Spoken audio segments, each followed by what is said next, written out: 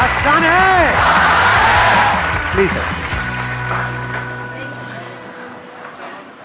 तो इस सेशन को मैं शुरू करता हूं एक बहुत इंपॉर्टेंट एक बात जो हमको समझनी होगी इस सेशन को आगे बढ़ाने से पहले। हमारा जो भी एजुकेशन सिस्टम है या जो भी बचपन से आज तक हमारी कंडीशनिंग हुई है, वो पूरा फोकस सिर्फ एक ही चीज के ऊपर है, वो है कि पैसा कमाओ। सब एग्री करते हैं इस बात से? तो पैसा कमाने पे तो सबका फोकस है, लेकिन कुछ ऐसा है जो इससे बहुत इंपॉर्टेंट है, उस पर किसी का फोकस नहीं है। पैसा कमाने से भी ज्यादा जो इंपॉर्टेंट है वो है कि आपने कितना पैसा बचाया। इंपॉर्टेंट है या नहीं है लॉन्ग टर्म में? सपोजिंगली आपने 50,000 रुपए महीने का कमा तो लिया, लेकिन आपके खर्चे हैं 55,000 रुपए के, क्या करोगे? तो कितना आपने कमाया उससे ज्यादा इंपॉर्टेंट है आपने कितना बचाया। कितना बचाया इससे भी ज्यादा इंपॉर्टेंट है कि जो बचाया उसको किस तरीके से इन्वेस्ट किया।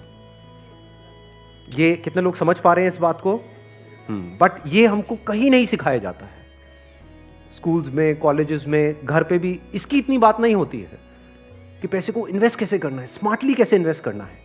क्योंकि अगर आपको स्मार्टली इन्वेस्ट करना आता है और आप मान लो महीने का, मैं बहुत बड़ी बात नहीं करता, 2-3 हज़ार रुपए भी इन्वेस्ट करते रहते हो अभी से, इस एज ग्रुप से, which is around 25 years 30 years, तो आने वाले 20 साल बाद, 30 साल बाद पता है आपके अकाउंट में कितना पैसा हो सकता है? अगर स्मार्टली इन्वेस्ट करते हो तो करोड़ों रुपए हो सकते हैं।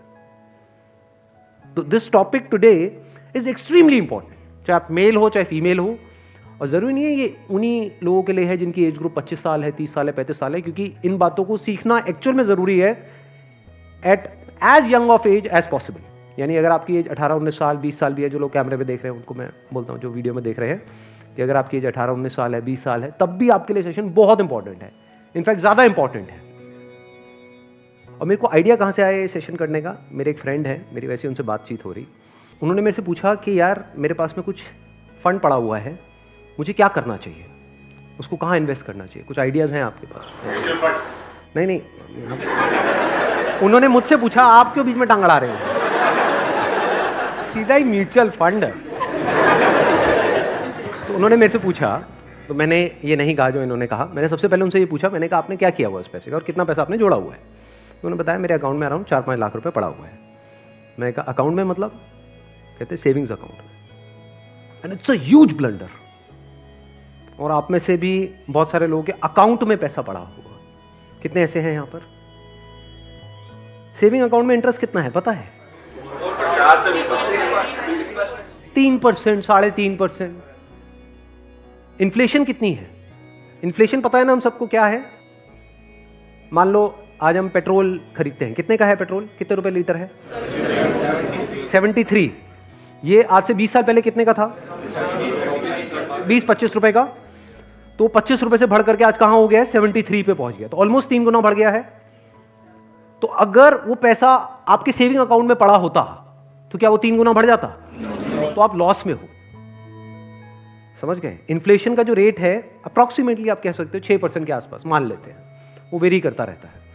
बट अगर 6% इन्फ्लेशन है और 3% आप अर्न कर रहे हो उस पैसे पे, तो आप कमा नहीं रहे हो, आप गंवा रहे हो, क्योंकि उस पैसे की वैल्यू कम होती चली जा रही है और आप खुश हो रहे हो कि मैं पैसा जोड़ रहा हूं। आप जोड़ नहीं रहे हो, आप बेवकूफी कर रहे हो। तो इस तरह की कुछ चीजें हैं जो हमको सीखनी बहुत जरूरी है। और जैसे मैंने उनको ये बात बोली तो it was a surprise for him. मैंने कहा ये पैसा सेविंग्स में क्यों पड़ा है, इसकी एफडी क्यों नहीं कराई? क्योंकि एफडी में एटलीस्ट 7% इंटरेस्ट है।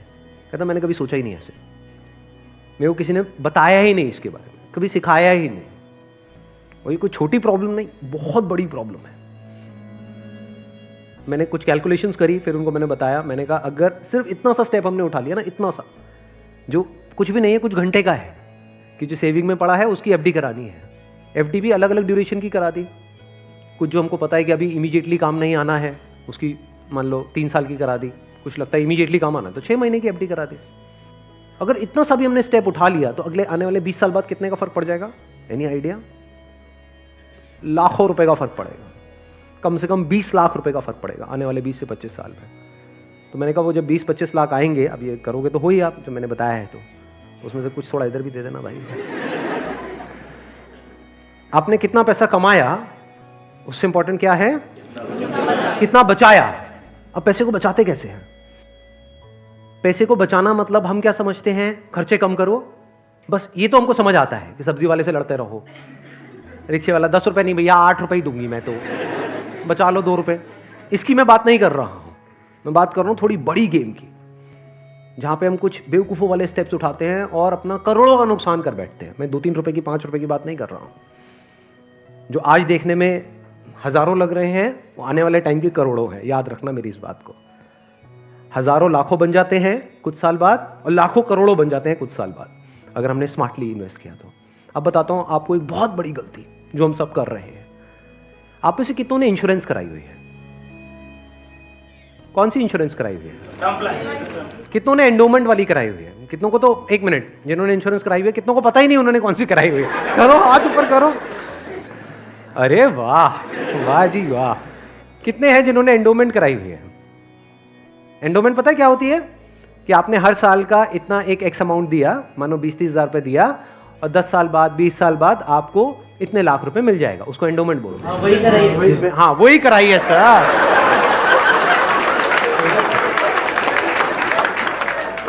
क्या सर एंडोमेंट पेंडोमेंट बोलते हैं? सीधी बात करो ना। इंश्योरेंस का मतलब लोग यही समझते हैं इंडिया में कि हर साल का इतना पैसा जाना है, इतना प्रीमियम जाएगा, 20,000, 30,000, 40,000, और 20 साल बाद आपको इतने लाख रुपए मिल जाएगा। मान लो 20 लाख रुपए मिल जाएगा, जो सुनने में बड़ा अट्रैक्टिव लगता है। बेवकूफों वाला स्टेप है ये। कितनों ने टर्म इंश्योरेंस कराई हुई है? हार्डली 3 या 4 या 5 लोग। कमाल जी कमाल। देख लो कितना बड़ा ब्लंडर है ये अभी आप सपने में भी नहीं सोच सकते। और ये आपको कोई नहीं बताएगा, ना कोई बैंक वाले बताएंगे, ना कोई इंश्योरेंस एजेंट बताएगा, ना आपका कोई दोस्त बताएगा, क्योंकि जब पैसा बीच में आ जाता है तो यारी दोस्ती सिर्फ नाम की होती है। दारू पी रहे हो, ओ तुम मेरा भाई है, मैं तेरे साथ में कभी कुछ गलत नहीं कर सकता, ले तू एंडोमेंट करा, ओ तू मेरे पे छोड़ दे यार। और आपको पता ही नहीं है आपका कितना बुरी तरीके से कटा है। तो अब ध्यान से समझना, ये जो टर्म इंश्योरेंस है ये आपको कराने के लिए कोई नहीं बोलेगा। क्यों? क्योंकि इसमें जो इंश्योरेंस एजेंट है उसको पैसा ना के बराबर मिलेगा। जो एंडोमेंट प्लान्स होते हैं, जो यूलिप्स होते हैं, उसमें उनको अच्छा खासा कमीशन मिलता है, कुछ केसेस में 30% तक भी मिलता है। अगर आपने मानो 20,000 की इंश्योरेंस कराई तो 30% कट गया आपका। आपका कट नहीं गया है, पैसा आपका कट गया है। 6,000 रुपए गया। अगर 6,000 रुपए वैसे कहीं पे खो जाते हैं या नहीं मिलते हैं या कोई लेकर के आपसे भाग जाता है, कितने दिन तक टेंशन रहती है? मजे की बात क्या है, आपको पता ही नहीं है कि आपके साथ क्या हुआ है। ये जो टर्म इंश्योरेंस होती है इसमें ना के बराबर कटता है। इसमें बस एक पॉइंट होता है जिसको सुनते ही आप लोगों को झटका लगेगा, जिनका कन्वेंशनल माइंडसेट है। टर्म इंश्योरेंस क्या होती है कि आप इतना पैसा देते रहो, मानो आपने 10 साल दिया, 20 साल दिया, 30 साल दिया, 30 साल बाद आपको 1 रुपए भी वापस नहीं आएगा। ओ सर, ये क्या सर, वापस नहीं आएगा तो फायदा क्या है? इंश्योरेंस किस लिए होती है? किस लिए होती है? कि कल को आपको कुछ हो जाए। ये बेसिक सी बातें बता रहा हूं आपको, ये नहीं पता है लोगों को। अभी देख लो कितनों ने हाथ उठाया था। बेसिक सी बात समझो, इंश्योरेंस का जो मतलब होता है वो होता है कि अगर आपको कुछ हो गया तो आपकी फैमिली को इतना पैसा मिल जाए कि उनको टेंशन ना हो। मान लो आप अर्निंग मेंबर हो फैमिली में, आप महीने का मान लो 30,000 कमा रहे हो, 40,000 कमा रहे हो, तो इंश्योरेंस का मतलब क्या है कि अगर आपको कुछ हो जाए तो आपकी फैमिली को इतना पैसा मिलना चाहिए कि उनके पास 40-50 हज़ार रुपये आता रहे। ये जो पॉलिसीज होती हैं, एंडोमेंट, यूलिप और ये सब जितनी भी होती हैं, इसमें कवर बहुत कम होता है। कवर का मतलब समझते हैं? कवर मतलब लाइफ कवर, जितने की कवरेज हुई है। कि अगर आप मानो 50,000 का प्रीमियम दोगे तो आपको कवरेज मिलेगी, अलग अलग प्लान में अलग अलग होती है, मान लो 10 से 20 लाख रुपए की। मान लो अगर आपको 20 लाख रुपए मिल भी गया आपकी फैमिली को आपके जाने के बाद में, अगर आप साल का 50,000 दे रहे हो तो इसका मतलब अच्छा खासा कमा रहे हो, मान लो लाख रुपए महीने का कमा रहे हो, तो क्या उस 20 लाख रुपए में आपकी सारी जो भी फैमिली की प्रॉब्लम्स है वो सारी सॉल्व हो जाएगी? तो करा क्यों रहे हो ऐसी इंश्योरेंस? बस लालच, कितने साल बाद इतना पैसा मिलेगा? 20 लाख को अगर आपकी फैमिली आपके जाने के बाद में बैंक में रखती है, वहां से कितना इंटरेस्ट आएगा? मान लो 7% भी आ जाता है, 7% कितना होता है? 1,40,000, 20 लाख पे महीने का कितना हुआ? 12,000 रुपये महीना। चलो 1 लाख भी हटा देते हैं, अगर आपकी सैलरी 50,000 थी तो क्या 12,000 रुपये महीना बहुत है आपके लिए, आपकी वाइफ के लिए, आपके बच्चों के लिए, आपके मदर फादर के लिए, सबके लिए बहुत है? बिल्कुल। तो फिर ऐसी इंश्योरेंस हम क्यों कराते हैं? क्योंकि हम इन चीजों में कभी दिमाग ही नहीं लगाते हैं। कोई और हमारे लिए दिमाग लगा रहा होता है, कोई एजेंट या फिर बैंक वाले फोर्स कर रहे होते हैं। आजकल ये नया ट्रेंड चल गया है कि आपके बैंक अकाउंट में थोड़ा सा भी पैसा पड़ा होगा तो बैंक से फोन आ जाएगा। हो रहा है ऐसा है? नहीं हो रहा है कि क्यों रखा हुआ है, ये करा लो ना, वो करा लो ना। अब वो क्या करवाने को बोलेंगे आपको, जिसमें आपका फायदा है, जिसमें उनका फायदा है। इस बेसिक सी चीज को समझ लो। तो टर्म इंश्योरेंस के लिए आपको कोई नहीं बोलने वाला। उल्टा अगर आप बोलोगे तो वो लोग मना ही करेंगे, आपको कहेंगे इसमें मिलना तो है नहीं, फायदा क्या है। अब टर्म इंश्योरेंस का फायदा समझो। यहां पे आपने एंडोमेंट में, यूलिप में कितना दिया? 50,000 साल का, और मिला कितना? कवर कितने का है? 20 लाख का मैक्सिमम। कई कई केसेस ऐसे भी हैं जहां पे 50,000 आपने दिया और 10 लाख का कवर है, और 10 लाख रुपए कुछ भी नहीं है अगर कुछ आपको हो जाता है तो। अब वहां पर क्या है? 10,000 रुपए आप देते हो साल का, और कवर कितना है? 1 crore. 1 crore approximately, depends upon the age. But 1 crore का आपको कवर मिला। 10,000 रुपए आपने साल का दिया, 1 करोड़ अगर उन्होंने बैंक में भी रखा तो कितना आया? 7 लाख रुपए साल का आया। महीने का कितना हुआ? अराउंड 60,000। बहुत है। अगर आप 50,000 रुपए कमा रहे हो, बल्कि 10,000 ज्यादा दे दिए। अगर आप मैं वही बोलने ही वाला था कि अगर आप जरूरत से ज्यादा लड़ते हो घर में तो आपके घर वाले खुश होंगे। चलो एक काम तो अच्छा किया जिंदगी में। तो अगर आपका बजट 50,000 का है इंश्योरेंस कराने का, तो 10,000 आपने कराई टर्म इंश्योरेंस, बिना ये सोचे कि मेरे को वापस कितना मिलेगा, क्योंकि वापस मिलने के लिए इंश्योरेंस नहीं है। इंश्योरेंस है लाइफ कवरेज के लिए। टर्म इंश्योरेंस मतलब क्या? कि आप उतना ही पैसा दे रहे हो जितने का आपको लाइफ कवर चाहिए। सिंपल। मान लो आप लाख रुपए महीने का कमा रहे हो, तो आपको कितने की पॉलिसी चाहिए? 2 करोड़। 2 करोड़ की। 2 करोड़ के लिए कितने का प्रीमियम जाएगा साल का? 20,000 रुपए। बस, इससे ऊपर 1 रुपए भी देना इलॉजिकल है। इसको बोलते हैं पैसे को बचाना। और वैसे अगर आपको 2 करोड़ की कवर चाहिए एंडोमेंट पॉलिसी में, तो कितने का प्रीमियम देना पड़ेगा साल का? 10 से 20 लाख रुपए साल का आपको प्रीमियम देना पड़ेगा।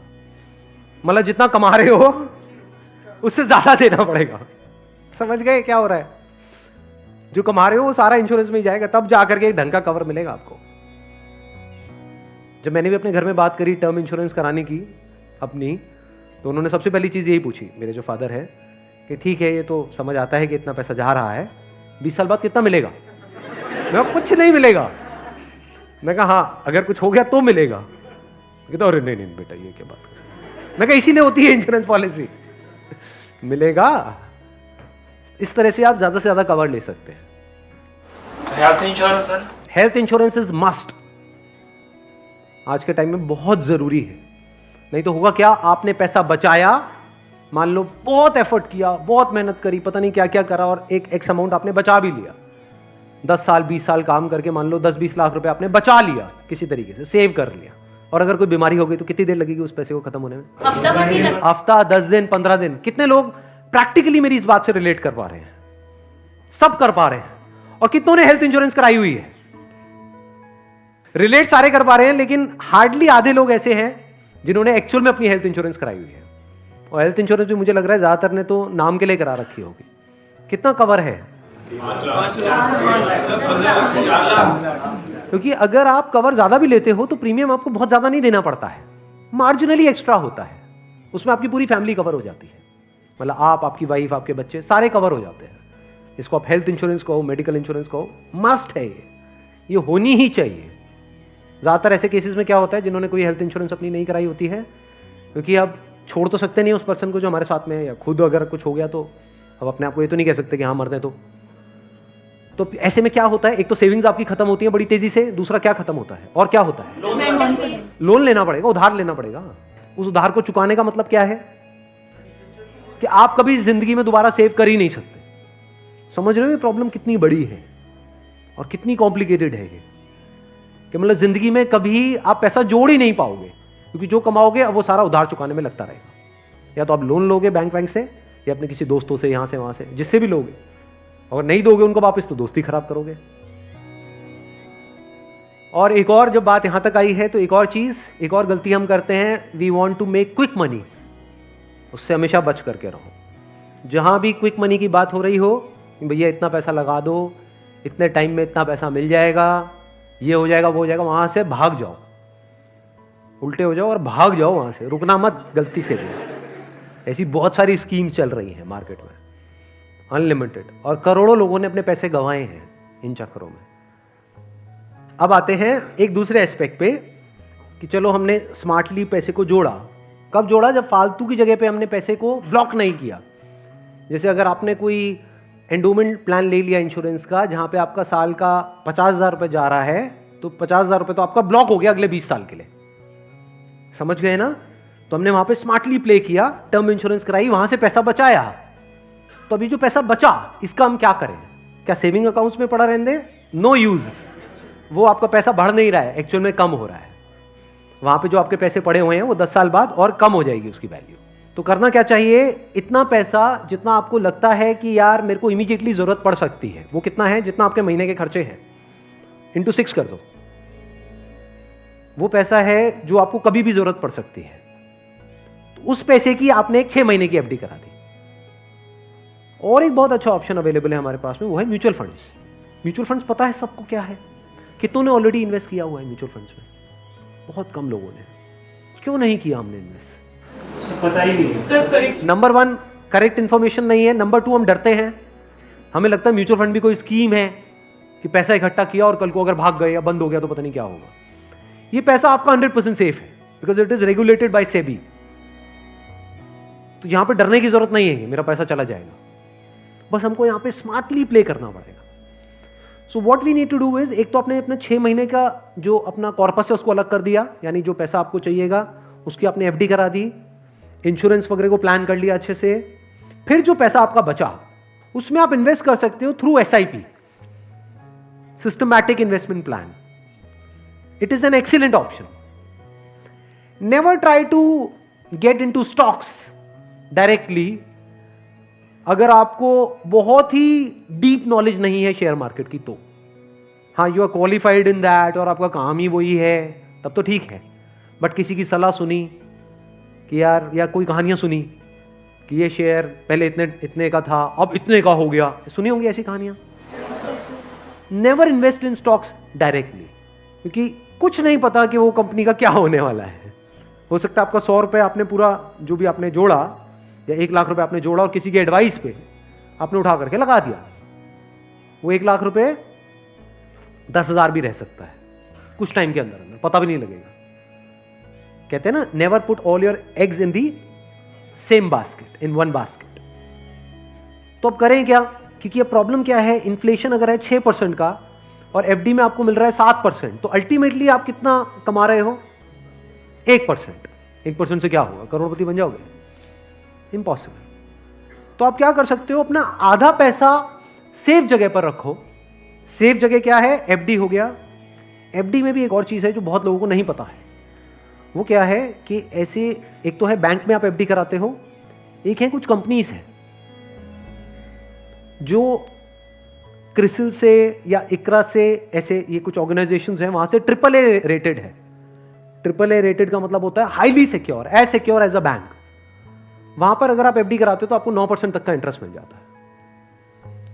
ये जो सुनने में लगता है ना 7% और 9%, ये अभी छोटा लगता है, लेकिन आने वाले 20 साल बाद इसकी कितनी बड़ी अमाउंट होती है अगर आप कंपाउंडिंग को बीच में ले आओ, that you can't even think in the wildest of your dreams. Compounding कितने लोगों को पता है? बहुत कम को। देखो, कंपाउंडिंग मतलब होता है जो हमको इंटरेस्ट मिलता है हमारे पैसे पे, जहां भी हम इन्वेस्ट करते हैं उस इंटरेस्ट पे भी तो इंटरेस्ट मिलता है ना। मान लो आपने 100 रुपए इन्वेस्ट किया, 1 साल बाद 20% की रिटर्न आई, तो अगले साल 120 पे 20% मिलेगा। कितना हो गया? 144। उसके अगले साल 144 पे 20% मिलेगा, 100 पे नहीं मिलेगा। और जब इसको आप इस तरीके से देखते चले जाओगे तो ये फिगर देखने में छोटी लगेगी, शुरू छोटे से होएगी, शुरू होएगी 2-3 हजार 5 हजार से, ये करोड़ों में पहुंचने में देर नहीं लगेगी। मतलब हर महीने का मैं कंजर्वेटिव भी पकड़ता हूं, अगर 2-3 हजार रुपए भी हम सेव करते हैं, उसको स्मार्टली इन्वेस्ट करते हैं, इतना सा सीख जाते हैं, तो बहुत बड़ा डिफरेंस आ जाएगा हमारी लाइफ में आने वाले कुछ साल बाद, ह्यूज डिफरेंस। तो आपको दिमाग ये लगाना है कि लॉन्ग टर्म में बेस्ट पॉसिबल ऑप्शंस क्या क्या अवेलेबल है। जैसे आप में से कितने हैं जो मैरिड हैं और जिनकी कोई डॉटर है, तो एक गवर्नमेंट की तरफ से एक स्कीम है सुकन्या योजना करके, सुना है इसके बारे में? That is an excellent investment option, government की तरफ से सब्सिडाइज्ड है वो। तो वहां पे आप एक्सपेक्ट कर सकते हो 9% की रिटर्न जो गवर्नमेंट की तरफ से मिल रही है आपको, और हर साल का आपके ऊपर है आपको कितना इन्वेस्ट करना है। हाईएस्ट लिमिट 1.5 लाख की है, बट आपके ऊपर है। किसी साल में आपने 10,000 कर दिया, कभी 20,000 कर दिया, ऐसे आप करते रहे over a period of next 15-20 years. उसके बाद में एक बहुत बड़ा कॉर्पस उसको मिलेगा अपने एजुकेशन के लिए या किसी भी चीज के लिए, फ्यूचर के लिए। इसको बोलते हैं स्मार्ट इन्वेस्टमेंट। पैसे से पैसा कैसे कमाना है, ये एक बहुत बड़ी आर्ट है, क्योंकि ये जिसको आती है और अगर उसकी कमाई कम भी है तब भी वो आने वाले 20-30 साल बाद बिल्कुल ऐसा है जैसे कछुआ और खरगोश की कहानी। इमीडिएटली नहीं, मान लो कोई बंदा है 50,000 रुपए कमा रहा है लेकिन वो स्मार्टली इन्वेस्ट कर रहा है। दूसरी तरफ से कोई बंदा है जो 1 लाख रुपए महीने का कमा रहा है, लेकिन ना तो ढंग से पैसा बचा रहा है ना समझदारी से इन्वेस्ट कर रहा है।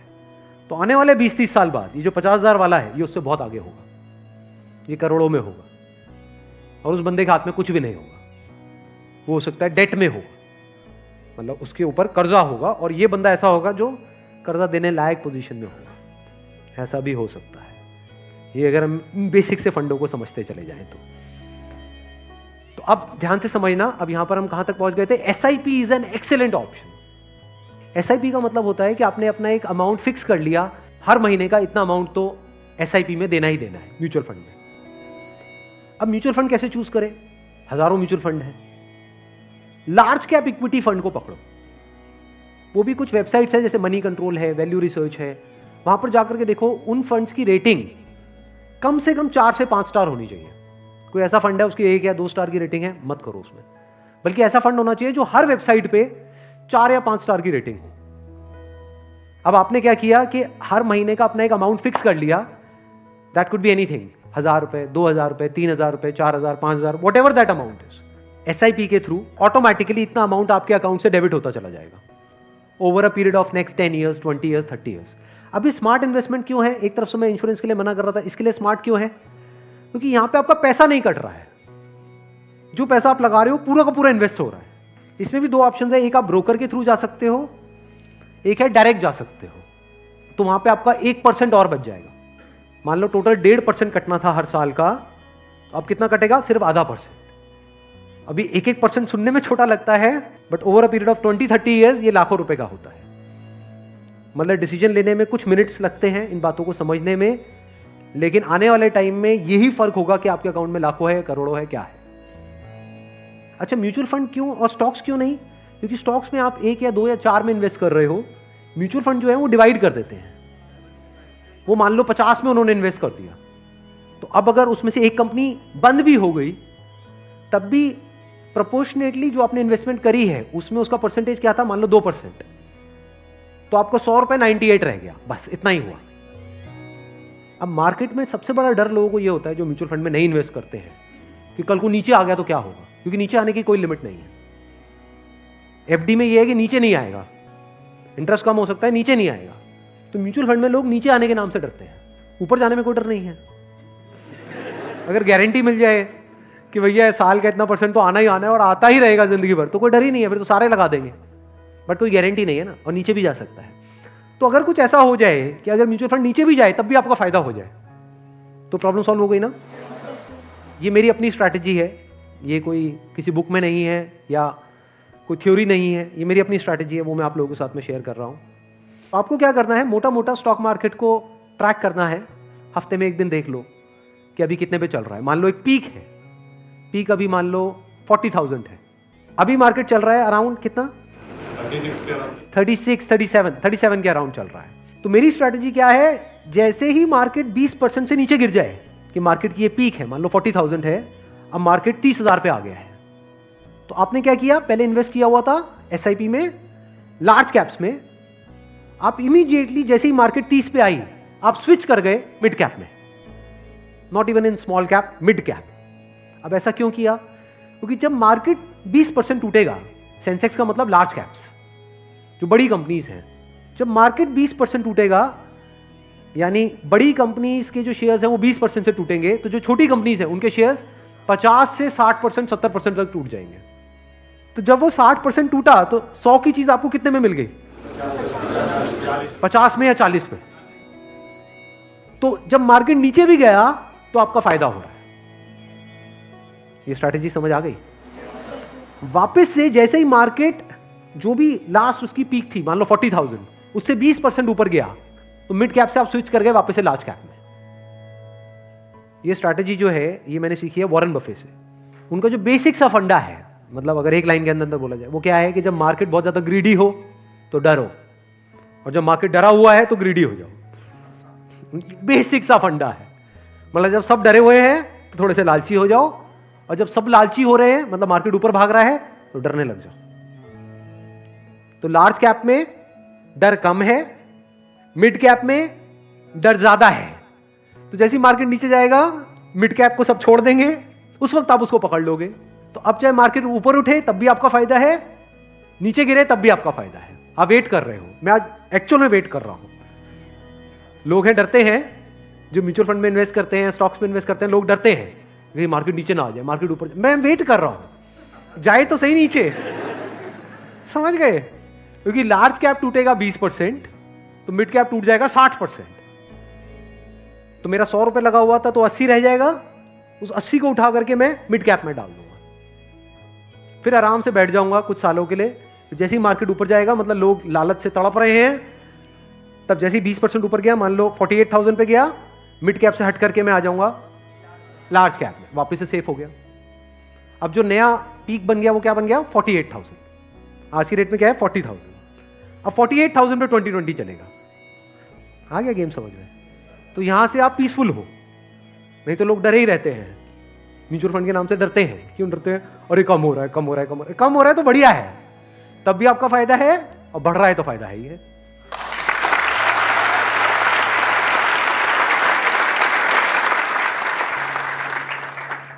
समझ गए? ये बेसिक सा फंडा है, हमेशा याद रखना।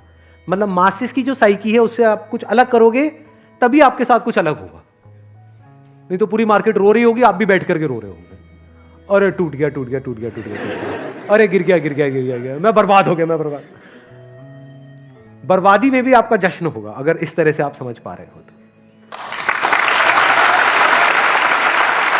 Thank you so much.